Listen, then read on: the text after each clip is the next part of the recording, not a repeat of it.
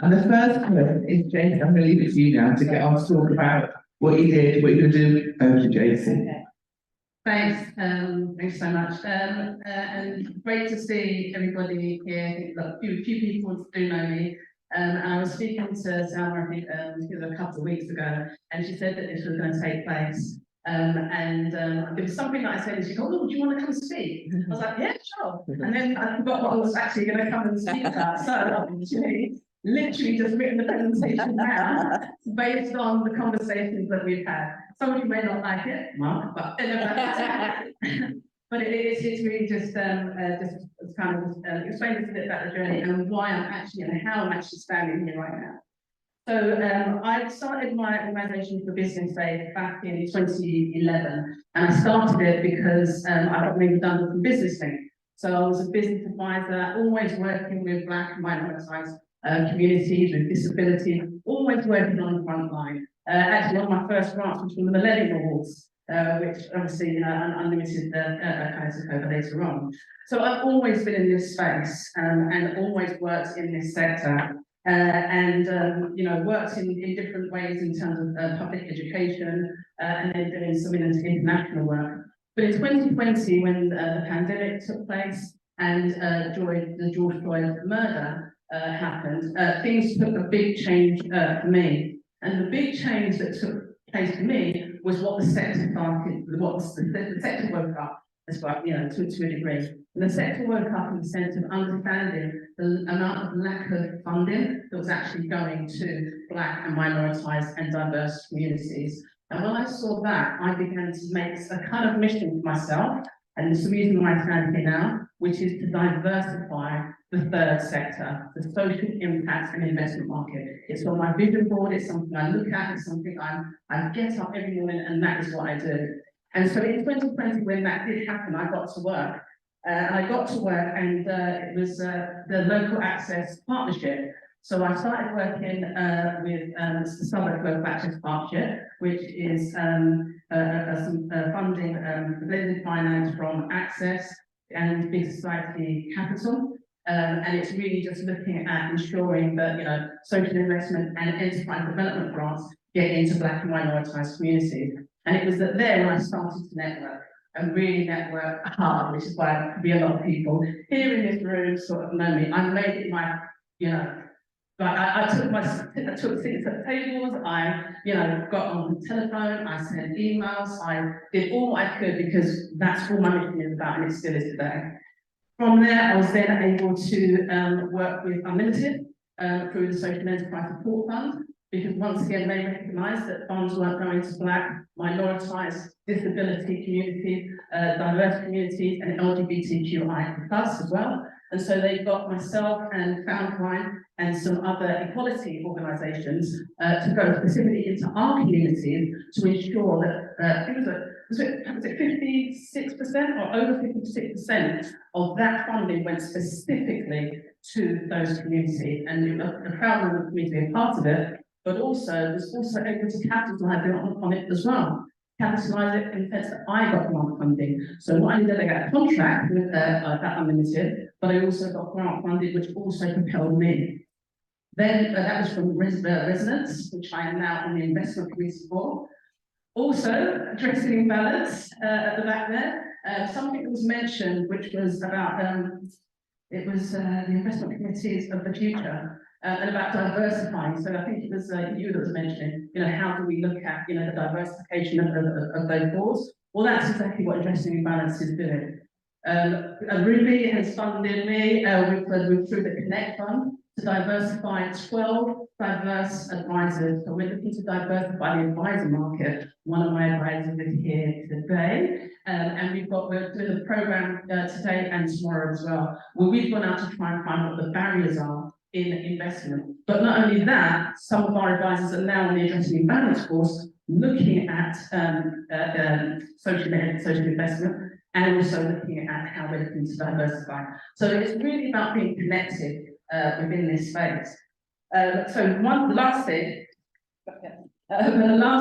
is that so we've gone out as 12 advisors to the community. to find out what are some of the challenges and the barriers of social investment. We're finding those findings, but the last thing we really do want to be able to do is we want a round table. We're going to be doing a round table. And as I mentioned before a little bit, when I said, Mark, when you were saying, about, taking those CEOs around the table, that's what we want. We want the CEOs around that table at that conference. I do have a speaker in mind to sort of come on board to that. And what we really just all want to find out is what are your challenges and what are your barriers? Because as advisors, what we want to be able to do is, and what I'm able to do is say, look, I was at this event, Access are doing something, Connect Fund are doing something, Unlimited are doing something, the sector is doing something, but the ground or the frontline organisations don't know that unless we're there to be able to dispel some of the problems and issues taking place. Sorry, my breath down. But thank you so much for your time, I appreciate it. Thank you, Jacy. And please keep in touch with Jacy as well, so keep in touch with her, because it's about what you're doing to share this message for you. We've got Abby next. We've spoken a little bit hybrid in the old tech. Let's see if we can get it all going. So Jacy's going to be on now talking from fundSHIFT. How are we getting on, Summer? Yeah? Hybrid is a devil. There's something worse, though.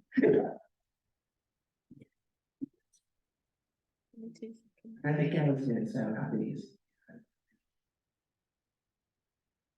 If it works, here we go. Hi everyone, can you hear me? Abby. Go for it, Abby. Welcome, Okay. Abby. Hi. Very much. I'll leave it to you now. Amazing. I could hear my name, but I couldn't hear the rest of what you were saying earlier. Could you give me permission to share my screen? Is that possible?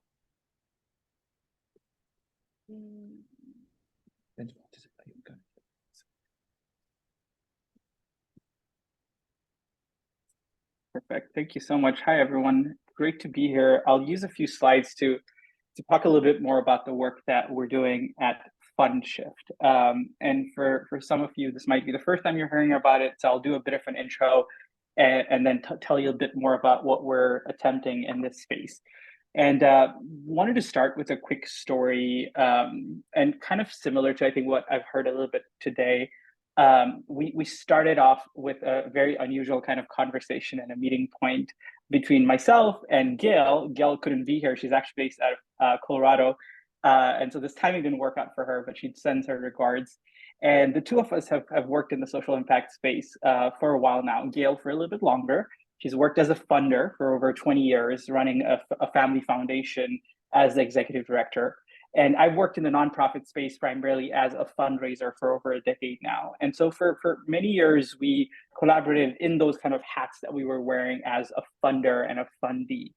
And this wasn't until 2019 when we came together, we were exchanging kind of meals and stories when we realized that a lot of our assumption about the other in this space, whether you're a funder or a fundee, was quite limited to perhaps some of the literature that we've seen and really the frustration that each kind of group holds around working with each other. And this has become more and more important of a conversation in the last few years. But in 2019, we decided to really bridge the gap that we both thought we had in our knowledge of what a funder consists of and what a fundee looks like in many ways. And so we came together to form a small organization called Little Big Fund. And our mission was really to bridge this gap that we were bridging for ourselves for early stage proximate leaders around the world with fundraising, providing them kind of tools on fundraising, providing them access to micro grants, and also access to a wider network of mentors. And so really kind of bridging the gap through these three specific tools. What started as a small cohort, we did it as a cohort model for the first year, has now evolved into kind of an annual program where we recruit about 40 people every year, and we've worked with a little bit over 130 leaders from around the world. And for most of them, we're able to make sure there's some kind of funding also involved. And so they're not just participating as a capacity building or training program, but instead going all the way to receive some kind of a micro grant to launch their work or further scale it. And this was working quite well. We reached about 27 countries back in 2021. And along the lines of the conversation that I think the previous speaker was mentioning as well, we were seeing a lot of kind of conversation around the radical need for shifting in this space, in the philanthropic space. And we noticed that we'd worked with quite a lot of early stage but still proximate leaders around the world, and we've heard a lot from them of their perspectives and their frustrations and their challenges around accessing finance for their projects. Most of our leaders are coming from South Asia, from East Africa, from Latin America, places where a lot of the funding is not really involved, and a lot of these conversations aren't happening. And so we talked about, like, how do we actually bring this kind of conversation that's happening mostly in the global north to communities where our leaders are based. And so we created an initiative called fundSHIFT. And I'll give you a quick kind of rundown of what fundSHIFT really is. In short, it's basically a series of workshops. And what we're trying to do, our kind of big goal, is to foster transparency, collaboration, and shared power between nonprofit leaders and philanthropists. And when we define nonprofit leaders, we're really specifically focusing on proximate nonprofit leaders. And so all of our participants are usually leaders of their organizations where they're based and where they're working and where they're usually from as well. The philanthropists have depended, and so we worked with organizations, and I'll tell you more about the kind of participants we've had. We've had some early stage family foundations, people who have kind of built a foundation pretty much in their first generation. We've also worked with corporate foundations, and so it's been interesting to kind of engage with different groups in this effort. And our kind of big goals in terms of what our achievements are is really measured with these two objectives. And so the first one is trying to provide a safe space where nonprofit leaders and funders can connect at a deeper level.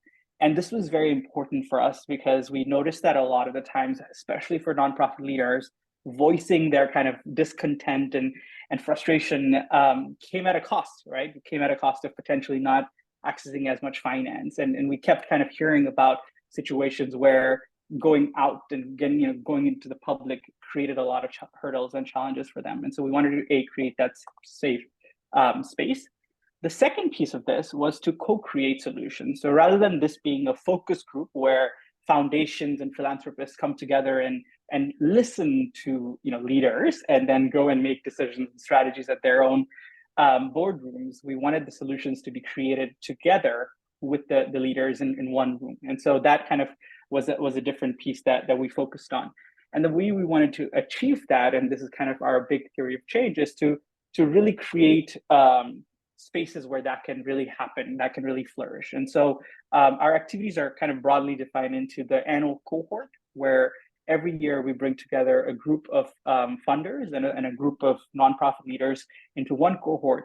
And over a period of 3 months and a regular set of kind of gatherings, they unpack the challenges a bit more and then co-create a solution. I'll give you examples of this in a bit as well. We also offer some bespoke workshops. So we've been partnering with different institutions and foundations that want to bring the fundSHIFT model to their institutions so that it becomes a culture of how they operate. When we oftentimes talk about challenges or gaps in this space, we consider them to be a one-off challenge, right? We've got a solution, we've got to provide a solution to one challenge, and then all of a sudden we have a more equitable philanthropic sector. And we all in this room perhaps know quite well that is not the case. It is a very systemic issue. And so we come back to foundations that are looking at creating long-term change and addressing various different challenges that they're working with, and facilitate those conversations within their staff, but also within their grantee communities as well. And finally, we've created a fundSHIFT fellowship, which we're excited to actually launch next year, where we're switching the hats. And so we're inviting funders to go and shadow nonprofits for a period of time, and vice versa. We're inviting nonprofits to go and shadow foundations for a period of time. And with the idea that this will kind of increase the awareness that currently is missing between the kind of groups of people involved. In the interest of time, I'll skip through a couple of these kind of more specific goals that I've mentioned, but just kind of quickly talk about our major outcome and kind of the long-term piece, right? So we collect regular data from our cohort. We're into our third cohort now, and we collect regular data with them and host reunions. And one of the piece that kind of we continue to measure and look at is whether participants are reporting kind of a a stronger relationship with one another. We've noticed that as soon as a funder-fundee relationship starts with agenda, metrics, impact numbers, right? The relationship piece really falls off on the side. And so we really actually prioritize the relationship that can be established between people. The second piece, which is perhaps the more quantifiable piece, is we're looking at whether funding systems are becoming more equitable within the organizations that are participating in a fundSHIFT program. And finally, we're looking at whether the voices of grantees are further incorporated into the strategies of the foundations that we work with. And I keep saying philanthropy and foundations. We have worked with a couple of more venture funders that are focused on impact investing as well. And so that's kind of a conversation we're starting to have in that space too. I gave you a kind of rundown of the 3 different programs. And so this is kind of the breakdown of it, which I'm happy to share afterwards for your learning and involvement as well. The biggest piece, which is kind of into year 3 now, is our annual cohort. Our cohort usually is very intimate. And so we usually have about 20 people or less is our preference. And we try to make it half and half. So half of the people in the room are funders, half the people in the room are grantees. And we either host this in an in-person setting or we host these online. And it's a 3-month process. And so over a period of 3 months, the same group gather once a month for about 3 hours at a time. It's quite intensive, but the focus is really on A, building the relationship, and number 2, really unpacking all of these challenges that we talk about in a rather safe environment. Attendance, to the most part, is anonymous, and we've been able to do this not only offline but also in person by setting a kind of a set of kind of rules around not explaining the organization you represent or the background that you have coming into this, but rather focusing on the conversation at hand. And that also allows for a lot more transparency and connection at the very beginning. And most of our fundSHIFTs are organized based on themes of work. And so we will have fundSHIFTs based on climate change or agriculture or education. And so we are able to bring in specific people into the room that are focused on that specific area itself. So the second and the third, I've mentioned a little bit, so I won't go too deep into this, but we've got the bespoke workshops, which are one-off long-term engagements that we offer to foundations mostly. And then the fellowship is that kind of exchange of roles that we've been offering, this swapping of funders and fundees. In terms of what makes the agenda really different and what is covered in that 3-month period, we really break it down into 4 key sections. The first session, which is the first 3 hours, is actually just connect. And so during that first 3 hours, we're making sure everyone is completely anonymous. We're not putting, Zoom backgrounds or any kind of logo or your name of your organization or even your full name. We're just focused on 3 hours of one-on-one conversations with other participants. When it's on Zoom, we send them to a breakout room, 20 minutes per breakout room, and people go for 20 minutes one-on-one, have a series of prompts where they can converse. We go from topics such as, what is your favorite way to eat a potato, to talking about what makes you uncomfortable in this conversation. What are some of the challenges you notice in this space? And so it's kind of a wide-ranging conversation. And for just 3 hours, participants are just focused on really getting to meet with each other. What happens right after that, and this kind of comes into the next piece, is that as soon as we're focusing on collaboration, where we're naming and breaking down some of these barriers, and when we're then starting to create and reimagine some of these dynamics and think of solutions, people work with that relationship of trust. And when we talk about trust-based philanthropy, that trust needs to be established before we talk about solutions. And so we really try to focus on that kind of flow of the event. And then the last part of this, which actually happens 90 days later, is what we call our reunion. And so all of the participants are invited back to check in with each other, share progress, feedback, and even updates to the rest of the group. And I'll share one kind of example. These are some institutions that have brought fundSHIFT to their organizations or have participated in a fundSHIFT. And one specific example, which has been really fascinating for us, is that a couple of the organizations in this list participated in our first fundSHIFT. And they, as part of their kind of work, they were focused in Latin America. And they were focused in education. And so over a period of 3 months, the representatives from a couple of these foundations, not all, came together and they started kind of mulling over this idea that they wanted to work on. Because they had a similar focus area, education, they were able to kind of make a lot of progress during the fundSHIFT workshops.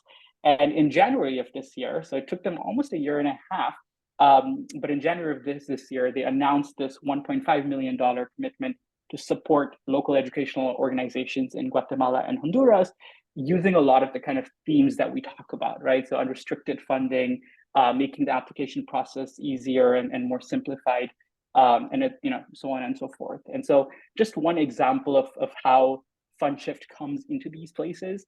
We are not negotiating for this. There's no way we can take credit for what has happened here, right? We are really facilitating that initial conversation, which eventually then turns into less restrictive, more equitable funding practices in this space.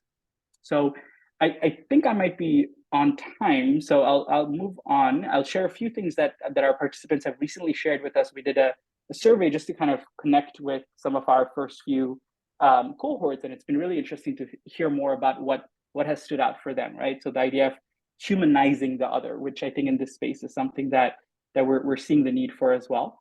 A sense of kind of kinship, which was very, very interesting. I also thought it was interesting to hear from people about how they felt like this was a safe and supportive community where they could come with ideas that could fail quite easily, and taking that risk was not a problem and not a challenge. And it was also fascinating because we did have people that represented larger, even corporate foundations where perhaps having this kind of conversation would not be always accepted, and yet they were able to really adjust into the environment and really focus on that relationship as well. I guess last two that came up, and final that I will share, which has been kind of interesting, is the focus on solution. So as much as I talk a lot about the need for building a relationship at the end, or at the beginning, at the end, fundSHIFT really operates or works well or can exist if there are solutions that are focused on solving some of these challenges. So especially towards the end, we focus on what we call our commit phase, right? Like really getting institutions to not only participate in a seminar or a webinar that is mandated because their boss told them to attend, but in fact going a bit further and saying, what is it that you can bring back in 90 days and share with the rest of the group? And that kind of piece around having a safety net, but also having an accountability system in many ways makes this a very kind of unique approach for people. So yeah, I guess I'll stop sharing in a second here. We will be launching a cohort for 2024 in about a month's time. And so folks here are interested, we will definitely open up for application. We will share this with the team here. And then if you're looking to actually bring some of these more difficult conversations to your organization, we're always looking for partners to bring fundSHIFT and what we offer to different institutions, whether you're a funder or you're a fundee trying to have this conversation with your funders as well. So with that, I'll pause here, and thank you once again for having me. I really appreciate this opportunity and look forward to what comes out of this Manifesto 2.0. Thank you, everyone. Brilliant. Thank you, Abby. Well said. Like last time, if anybody is interested in getting involved, please get in touch. I'm sure Sam will have the details. So you do an excellent text, Sam. It's brilliant. Right, Mwansa. Hey, stop getting everyone's there. I need to go to the same name school. Get rid of everyone. Right, you're going to come and talk to us. You are from CharityBank. To you.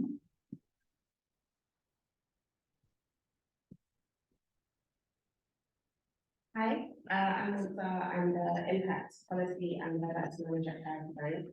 And I'm going to talk a bit about CharityBank's journey in terms of signing the Diversify Manifesto and just some of the things that we've learned in that process and since then. So signing the manifesto actually predates when I started. I started working there a few months ago, but obviously this is for the year since we signed it. And prior to signing it, CharityBank already had some targets and intentions around EBI, but wanted to kind of formalize the commitment and intentions with regards to what we were trying to achieve. So that was kind of one of the driving forces for signing the manifesto. And some of the key things that we kind of addressed was internally how to create an open and inclusive working culture, but also externally thinking about extending our reach to systemically underfunded groups and how we could be more, how we can be better at doing that.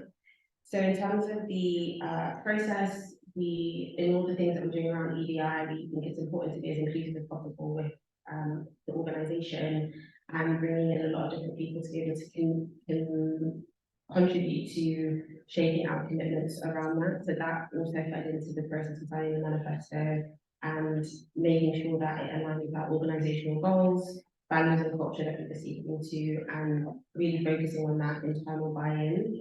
And it was really enlightening in terms of thinking about how we can push ourselves further to evaluate and refine our approach and think about what it is that we wanted to achieve in terms of EDI. So we set preliminary targets and then we approached our board in order to get those approved and move forward and spent a really good amount of time working with an internal working group on what that could look like.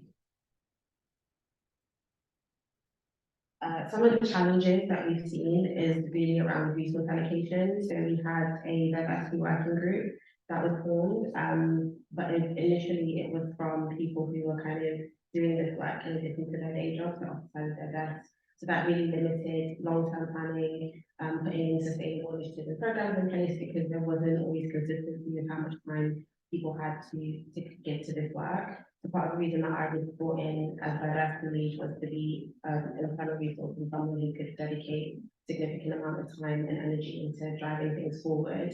And so since then, there's been a lot more scope to, I think, be a bit more ambitious with our EDI targets and think more strategically about some of the things we want to achieve because we have that resource and time that's been set aside.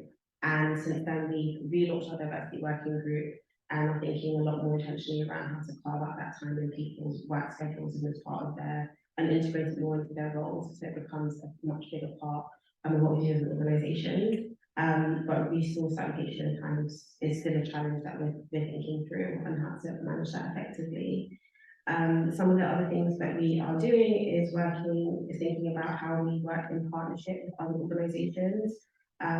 We view this work as being very collaborative and it's really important to think about how we learn from best practice and learn from other people. So in terms of we've been doing things like training and internal surveys and different things, and that's been bringing in external people to come and support those initiatives so that we can make sure that we're thinking through around how best to approach it. So some of the things that we've done is embedded diversity into our business strategy and targets and also how we think about impact measurement. So one of our impact goals is around reaching marginalized communities, underfunded and underserved groups. That's something that we're actively targeting and also measuring progress against. In partnership with Access, we've been working on the LEAP program, which is really around targeting and reaching diverse organizations. So again, really formalizing those commitments in terms of our program and funding and also how we measure achievement against that. Our diversity working group now meets a lot more regularly, it's monthly, and that includes members of our board, senior management team, representatives across the organisation coming together in order to set the agenda and also push forward the things that we want to achieve. And we're doing a lot more around awareness training, engagement and conversations across the bank with other stakeholders. We would say that we're still very much at the beginning of our EDI journey. We've spent a lot of time thinking about what we want that to look like. And we're also working with Yisha and Timothy from TSIC in terms of developing, auditing kind of the work that we're doing and developing a more clear action plan going forward and what we want this work look like over the next few years. So it's been really helpful, I think, signing up to the manifesto to start that conversation, and then now thinking how we can be more impactful in the work that we're trying to do.